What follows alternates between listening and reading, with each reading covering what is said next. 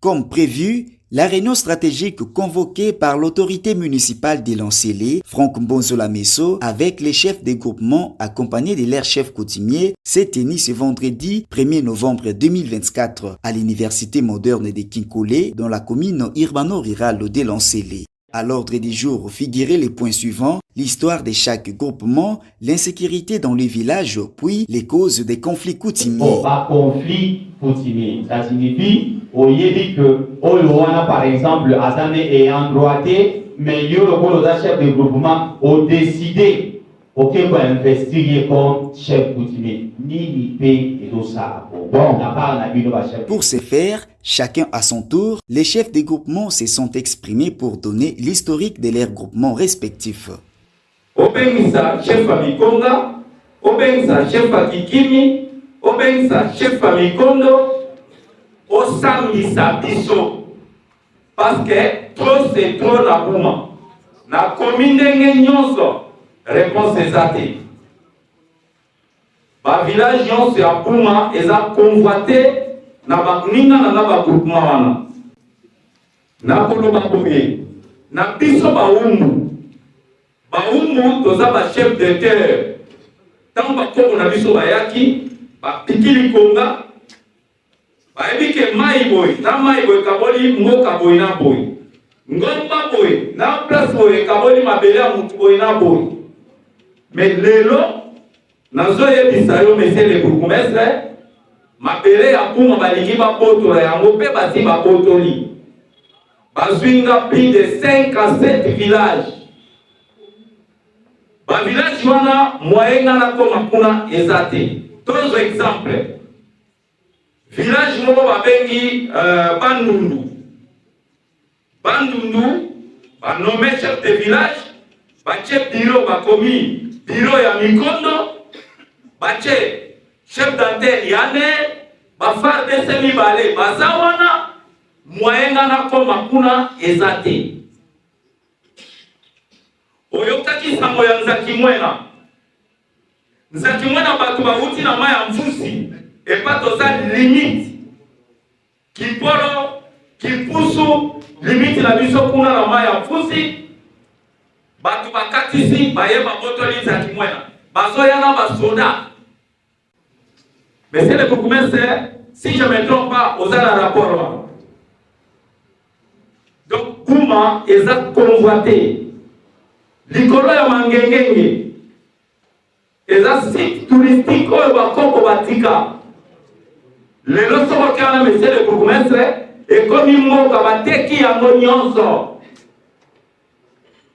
bateki site touristique wana ekomi mboka monene na yebite so ba service eza wana mpona koyeba banani baza wana na biso nazoyoka bamingi bato bakoki ba chef de clan. Qu'est-ce que cela veut dire, chef de clan? Quand les amis, et pas ton kuna, n'entrons d'Antotila. Et tout le monde qui s'en a dit, bah le bim clan, on va musico. Bah diko kita. Oyo batawani, bake bakanimo barabamu. Oyo batawani, même la mangala. Oyo kuta mangala moko, boko kanine clan. Comme na bisa ba na chef de famille. On dit chef coutumier, on dit chef de famille. Ce qui chef coutumier a profit. Chef de famille a besoin de famille naie, à quel moment on a ce mandat. Bavandi, avant de kunda mutu. Baluki chef de famille, baluki nani va koya na pouvoir. Et pas la biso va prendre dans l'intérieur. Ce qui chef a profit, et la famille est désirée, madame et chef. Atika lepona libela. Mais à partir de l'intérim, et si la locomotion zoya, mon pesa bani koteka, asolia, ateka il va contenir. Même soupe a comme une conférence va contenir koro. Tango lobane bolo morae, akolinga olomwata. Comment na village là bazana trois lignes. Oyo azwa, oyo azwa. Ba komi que tu fais ya suka. Bo azani na bato ba bolobelete, ayebani na ete, ligne wana yotika la va pouvoir te. C'est ça le problème. Base de l'insécurité, vraiment, il y a des l'homme est au monde, on a fongoli, kuna, na poste, la police va se Et c'est quelle sécurité ça voyage. Donc, il faut pas renforcer la police, pas faire ça par outillage pour diminuer la sécurité. Zalinga chef de groupement qui kibide la commune de Lantsele. Na koloba boye na trois situations ba pisibiso ya liboso pona makambo etali ba limite. Na ozo mona biso moko neti na a conflit électrique. Conflit électrique pona likambo etali mabele. Na kopesa bino exemple typique. Bana bakoko batika biso to zakini ba discussion wana te. Lokola biso ba jeune to komi ko dérouter ba biloko bakoko batika. Po eboso ezalaka mabele après ba mopoto. Poto anani mopoto ya ba misiko. Mopoto anani koko batika mopoto. Ba cimetière ya nani cimetière ya koko boy. Mais si ko komi ko zwa na ba cimetière koteka. Ouais, bah, koko batika. Mais ni les autres salariés, vous y va respecter la limite. Pour ba koko yo batika kabino, bango jamais otikala ko yo kama leko swana, otuto makamba ba limite. Okoyoka jamais batika ko swana otuto makambo ya ba pouvoir ancestral. Mais qu'est-ce qui a fait aujourd'hui? Bino moko makobenda naka pour makambo ba limite. Oyebi na conscience no que non limite wana eza ya bisote. Mais aujourd'hui, il n'y a pas beaucoup de ni les autres. Qu'est-ce qui est à la base? La base, c'est mon problème. Et je sais que je mbongo biteka teka koza engagement pour les aïeux yote la carte mabere muninga yo kei onome ozoke de ko s'installer yo ozana mikono oleki kikimi oke ko installer batu na kati ya groupement kikimi et puis accompagner na batu à l'état ba chef du bureau bazo que le installer ba ça la procès verbal d'installation et donc nous ça la wana le koso ya mbongo soki ozana esika te koteka esika te alors na likambwana oyo lekona ba conflit ezana ba village ya kala bakoko batika moto azana kata village na ye yo olongwe kuna oye olobike mabele nanga mais faut qu'on raisonne mabele wana banani bazalaki liboso na kati ya mabele wana o bazali na kati ya mabele faut qu'on respecte bango ko respecte ba limite bon bakampa oyo ezalaki bato baosala bamakala bakomisa ngo ba village oyo totali ba village wana ezalaki bato baosala bamakala ya konfombreka ngo ekomi village parce que ba chef o bazoke akozala na mikonga akomi na kimpolo akomi na kindu o mikono ebanda na fleuve ekoma ti na niti ya Congo central eza kaka mikono toyebi te mikono yango azalaki ndeti ya nzambe o azalaki très bien tozala na kati ya sujet nalobi boye olobeli bapoint mibale po ya suka eza makambo ya sécurité tolobaki protokomisa insécurité, to insécurité, le commun à niveau urbain, c'est que pendant qu'il y a un village quelque part. Il faut savoir raisonnement. Il y a combien de chefs coutumiers parmi vous? Sur la route, on a 25 personnes, on a 26 personnes, 30 personnes. Bon, papa, ça va aller là-bas, pas vraiment ça va aller. Hein? C'est aussi, ça fait aussi l'insécurité. Mais il y a des lois, ce qu'on appelle aujourd'hui coutume, c'est quoi? Ce sont nos valeurs que nous devons sauvegarder. Ah, bah, je dis que on a dit ça, Nathalie ou bien à Maïna, en 1924, le 24 décembre, combien en 1988, Makamboyo, il y avait des villages. Surtout, Tangiari, monsieur. Qui s'est pointé tout ça la littérature exacte ça là. Bamuso bazaboya okomi awa nyonso to kino ayo. Suko balaga mungu bazalaki. Tolo ba mungu. Dako bayaki ba village périphérique qui bazali kuna to kotanga mais comment monsieur père de Saint-Moulin. OK na ba kiro. Likambo yo moyi leki muneno to salo yo ezakaka les ambitions de vie. Na osenge pas na bino. Você la fuku moko. Pour de l'autre protéger culture na biso et tant que autochtone ville province de Kinshasa. Les lots, ils sont des d'autres peintres pour la division. Pour la nini, les lots sont aux ailes de la Nanayo. Pour le bien, moi, dans beaucoup de pour que nous soyons de la Nanayo, nous disons que nous sommes tous pour dire ma solution. Mais qu'est-ce qu'il y a à la base aujourd'hui? Yo kati, groupement, toko kona le bati.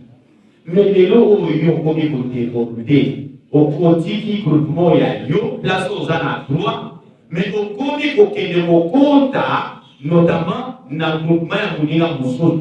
Qu'est-ce qui crée tout ça? C'est ça que nous cherchons à savoir. Moi, je dirais ceci, pas s'ils ont parlé des empiètements.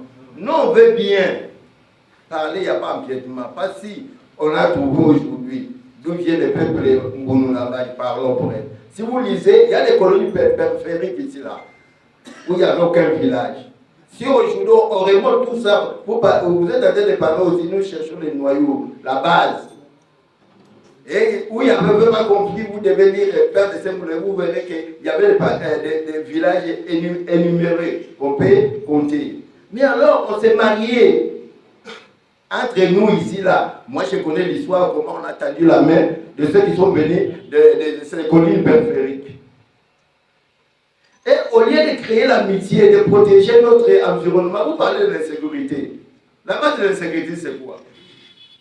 Pour moto amaki atambola mbango te po eloko nyonso tozosala bambisone ye ndenge nini bato wana nyonso epana bango balobaka na moloka mboka na baekaya namta yele ekaya oyenda ngo te ebangu eloko nini ezalaka soki oyo azwi soki likambo ezali bango babaza kobeza munda bakutani entre nga nayebi lelo soloke na lingwari tokotala biloko wana pasi symboliquement parlant, c'est tout est retracé. Moi j'aimerais pour faire un peu la paix que cette famille te colle, tout me pour garantir pour ma réputation na biso na tango lokola tozokuma na milieu urbain bino bosala nini bosala ba chef lokola bino ko lobby to faire autour d'une table to yeba ni le pour ma biso il faut bino ba chef de groupement to ça ni to fa. Mais donc, comme il a nous connaît, très bien. Le quoi va limiter ça dit. Mais la ni de dos ça qui limite au balakisa qui yo tiki limite au ya yo au comme côté la limite ya moninga. C'est là où je suis. Yo yebisa biso. Moni a part yo bamsu ba koloba. Yebisa biso.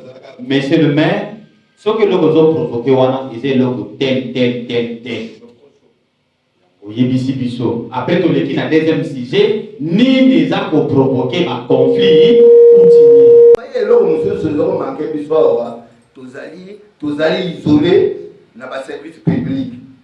Le chef de groupement, pour que nous écoutons le comment pour moi, comportement civil quelque part, tu viens devant la police ne peut pas intervenir. Donc il faut considérer. Il n'y a pas une considération par l'autre. Donc il faut aussi, nous ayons cette parcelle de responsabilité. Dès qu'on arrive à dénoncer quelque chose, comme on est ici là, donc la police, il veille sur, je dirais, sur la sécurité des hommes et leurs biens. Pas à la paix, mais la police doit, comme vous êtes là, vous êtes notre corps. Donc, si moi j'ai un rapport à faire, j'ai fait un rapport auprès de vous. Et la police doit aussi nous assister. Et c'est ça. Aujourd'hui, nous sommes dans de l'eau, avec qui tourne pour avoir la violence, pour maîtriser la police communale ou bien urbaine. Alors, c'est un danger. Et c'est tout le monde, même un chef comme ça, entraînant avec des militaires, parce qu'il a l'argent, il a la police et des armes. Qu'est-ce que ça crée? Or qu'un chef traditionnel doit être à la portée de sa population. Et il y a même de ces chefs-là qui n'habitent même pas leur village. Comment ils vont comprendre tout ça qui se passe dans son village? Surtout, Mme Moutali va conflit dans les limites. Très bien. Depuis qu'on a fait Mazalaka, les limites, c'est pas la télé dans le Mako. Violence, c'est ça, Madeleine. Ce qui est dans les Conga, et ça, limite, dans les Conga. La compétence, c'est ça, peut avoir un Yadjin. Parce que ça, on a vu sur les Mikoto. Il y a Mikoto. Nkapama nangamanga. On appelle ça rapport, il y a Djiliwana. Les limites, et ça dit. Mais le premier commandant, le chef du groupement, les gars lobby, surtout Bisso, ma chef, on va pouvoir. batie na mboka Kingali, oke retrouver na mboka mususu, oleki même limite na yo. Le problème et conflit est ça ya mwana. Ya mibale, Buma, ezalaki village na kati ya Bikondo. Même yata Kiki, ezalaki village na kati ya Bikondo. Tango komi groupement, banelo kopesa yo ba village. L'État a kotala par rapport à la superficie à groupement na bino. Atali nombre ya village ezakuna, abino non, ezakune. OK? Et désormais, l'État prend l'arrêté. Ça va? Au moins, chaque groupement est arrêté là. Surtout à l'époque, on a même l'ordonnance présidentielle. Donc, ce qui déjà l'État a créé par exemple le groupement terre. OK? Parce qu'à créer le groupement, c'est du fait qu'on a constaté déjà un village qui a OK? Mais si on fait cette chose historique, oui. Historique, on fait cette chose déjà à moi, là. Donc, on peut la soutenir que les Arabes qui n'ont qu'un village tel. Parce que ça déjà groupement. C'est là pour se dire une déclaration de séance. À vie, l'État a vu en demi, village n'a pas comme un groupement. Et pendant que même l'administration, et ça a Kabongo. Merci. Allez évoluer. Donc, il y a un côté, il y a sécurité. On a vu que les Kamsous sur le bas, Mikon de Bandi, Bandawa, Pekeritiwa, Mikon de groupement maire, Mikon de suite des communes, commune à Kimbate, commune à Yansiri. Yansiri, sur le Sénat, au Yébi. Mikon de groupement maire, Yango Monero, par village et comme un groupement à Katia, groupement Mikondo. Donc, je comprends que les groupements maires et un groupement Mikondo. On est créé un groupement Moussous. Ok, ça va. Donc, il peut évoluer. Il y a un côté de la sécurité, vous n'avez pas la parole. Allez-y, allez-y. Côté de la sécurité, côté de la chef coutumier, on va compris Zali. Parce que Zali, la chef groupement. Pour ce chef groupement, pouvoir continuer de faire la famille. Famille sur le Pessi, et qu'il pas chef pour les clans, à Ndimi, Ndé, Pepe Salami, et qu'il pas à groupement, à continuer à action pour la Pessi. Mais le autre moment, on a un groupement Moussou. Moi, comme des chefs ou des chefs. Là, c'est le nom de la salle. Chef Moussou, là, village, il faut que des chefs ou des chefs. Tu vois, le conflit, on est où là? Qui gère les villages? C'est vous. Qui gère les groupements? C'est vous. Mais les groupements, c'est gère la commune. La commune, c'est l'ensemble et des villages et des groupements. Les groupements gèrent tout le monde. OK? Je me suis référé à vous. Il est à vous de me dire. Moi, je suis le chef Bolo à lobby. À lobby, et là, vous avez créé un conflit coutumier, et ça d'abord un chef de groupement. C'est sorti le chef Bolo, non? Ça va?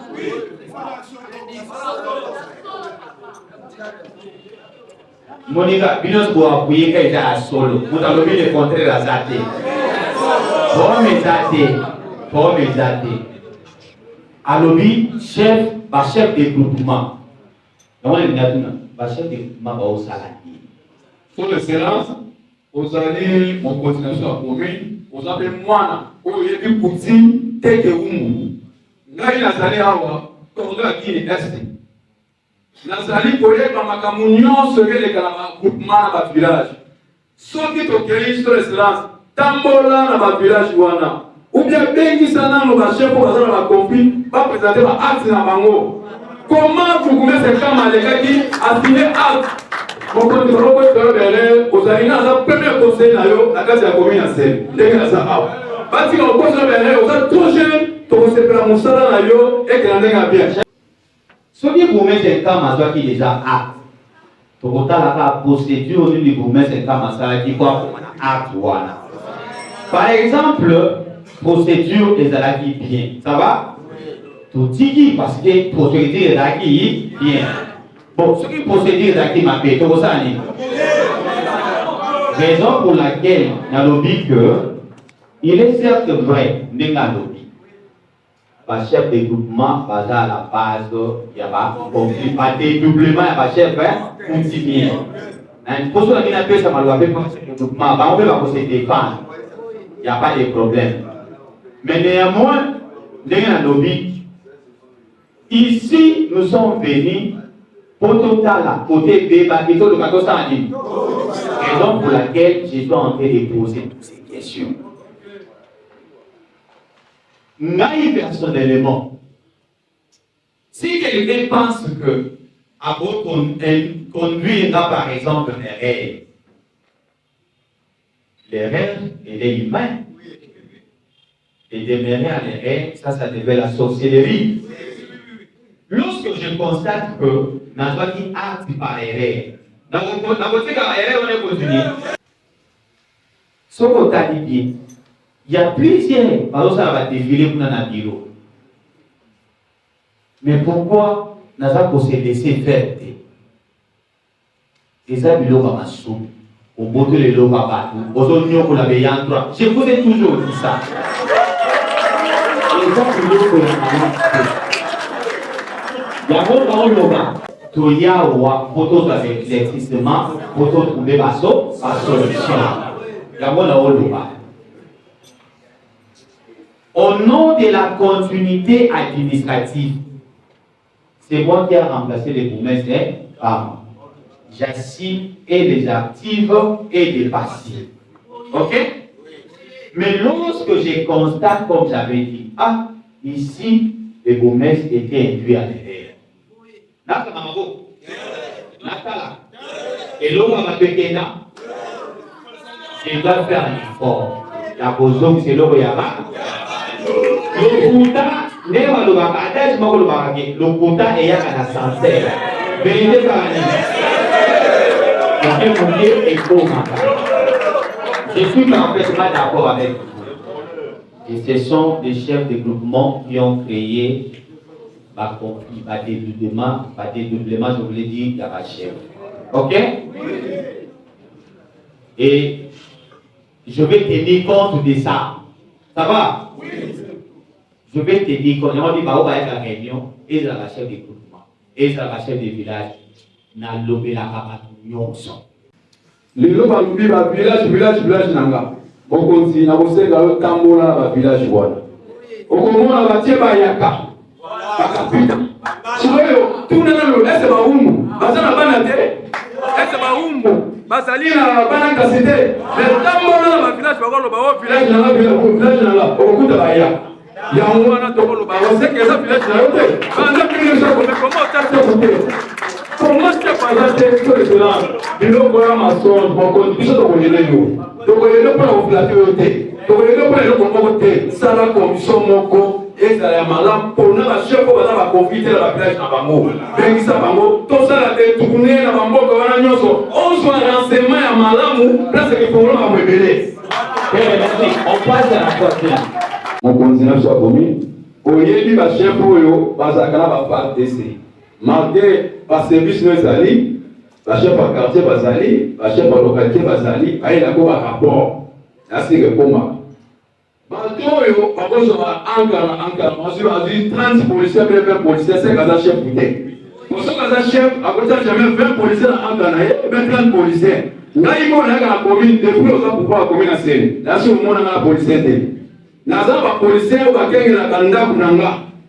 Les gens qui viennent à Bango pour makambo baba ki mingi akosala non agarde na ko protéger nga mibale mais soko na tambola kana imo ko so excellence na tambola na ke soldat te banalité mais ba chef basali oyo soko keri na mboka na ye okuti ba commando basali okuti ba FARDC basali okuti 30 policiers basali mais asa ko chef soki ko chef o soldat pona ya misa tu mokonzi na ko senga likambo apuma.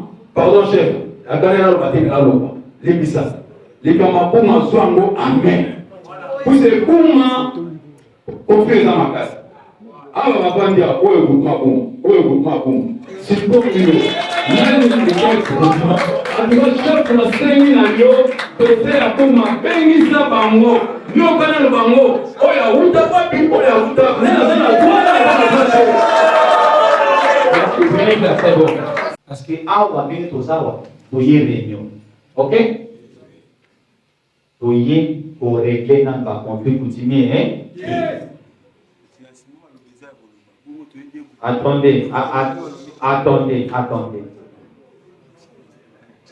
ikabina kupema kuma namoni nakasa neno samani boye chef na mission monsieur le bourgmestre avec ce chef coutumier na ba kupema na longo avec ce chef de groupement na coutumier sikoyo ezala ba kupema mususu baza ekupema bayosala pe makambo double yamana de moni moko alobine mususu alobite eza déjà partage kusukali na kati ya secrétariat awa ya coordination nationale babikanda nyo surtout ezali tufunda soki épreuve de secrétaire azali en mobilisation bakise de réception ezali mais soki ça obesika bana kuma obesi mutu moko obesi ekwaji koloba so pabe mususu bayo wana batelemi bazongi baye utika lango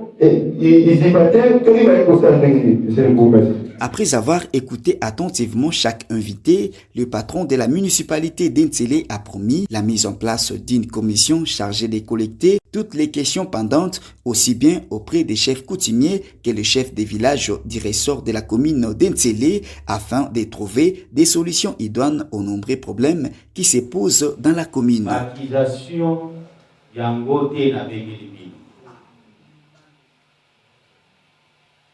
Mituna na tuni bino, c'est simple, non?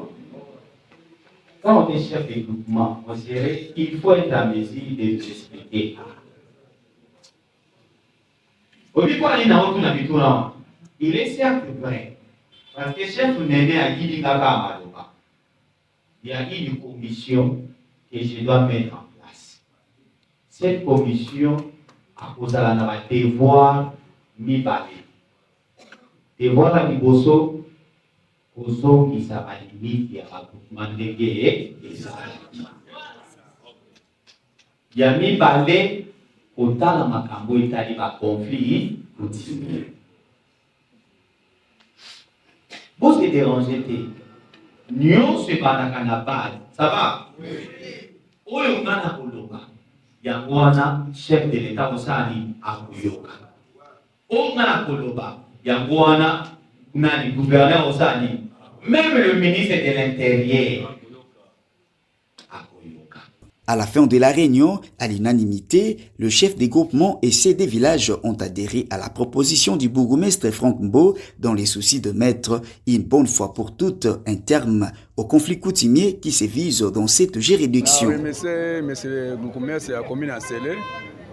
Balobi na yaka te na yaki pousse bato mususu bazali ba faux chef o bazwa ko conduire chef na biso na maloba mabe o mikondo bona boye yango na ye ko présenter groupement nanga André Mota na ye ko présenter nanu David Mataki bala waza président ya Teke Umbu pona koyoka masolo groupement pesi en tout cas alobi malamu akeno malamu yango na sengi na mokonzi mboka asala commission moko ezala commission ne kezala azwa ba vrai chef bazala azwa pe na biso na coordination to tambola to banani ba ko pecter ba limite ya bato banani ba ko kota ba groupement ni ba ko kota ba village ya bato soki gourmet c'est vraiment à respecter malobane pour na commission en tout cas to kotambola malamu message na koza nango na ba chef oyo ya double bato ba ko kondi ba chef za ba groupement de ba ko sala berere wana yango na respecter ka moni groupement mikondo tango to ko be yango groupement maire bato ba chango tembete tala biso na mikono jamais mboka moza na deux chefs mais soki na ba groupement mususu okuta mboka moko deux chefs sera kaleza ki gourmet saza ya kingani atreta la kingani mais le monsieur le gourmet c'est fois que mbonzo la meso apesi accès na tous les chefs coutumiers à moni ki na mabele na ye ba piété to ezana ba conflit to mona ye to déposer mikanda nyo surtout ezola c'est que pouvoir eza yango yango na to sepeli mingi na ndenge mambesa mingi ya koloba pena ezate. L'occasion faisant le larron, Prince Ngabi Kitakita et Ngomi Ngangwe les Merveilles, respectivement chef du village Mawawa et Bananabana, en ont profité pour solliciter l'appui du chef de l'État, son Excellence Monsieur Félix Antoine Tshisekedi, ainsi que les gouverneurs de la ville province de Kinshasa, Daniel Bumba, aux efforts déployés par les bourgmestres Franck Mbo dans sa quête de promouvoir les développements et de restaurer la paix dans leur municipalité. Bourgmestre avait un problème que Sangisi Bafumune tout et l'équipe vraiment bien macasse. Merci à bourgmestre Franck Mbo de la messe ya commune Nsele a continué toujours à cause la commune Nsele po azotia ordre na ba chef coutumier ezo le vraiment qui toko macasse. A wumela na ngonde na ye to sengi vraiment na président république ya Fatih Beton na gouvernement oyo ekoti sika lelo baosala mosala batika vraiment le bourgmestre Franck Kimbo azala vraiment mpona koyeba ndenge azogere biso bakutime kitoko makasi. Bourgmestre vraiment nzambe apambola ye, nzambe vraiment batela ye na nyonso tu eleki ya malamu vraiment elobami vraiment nasepeli mingi vraiment.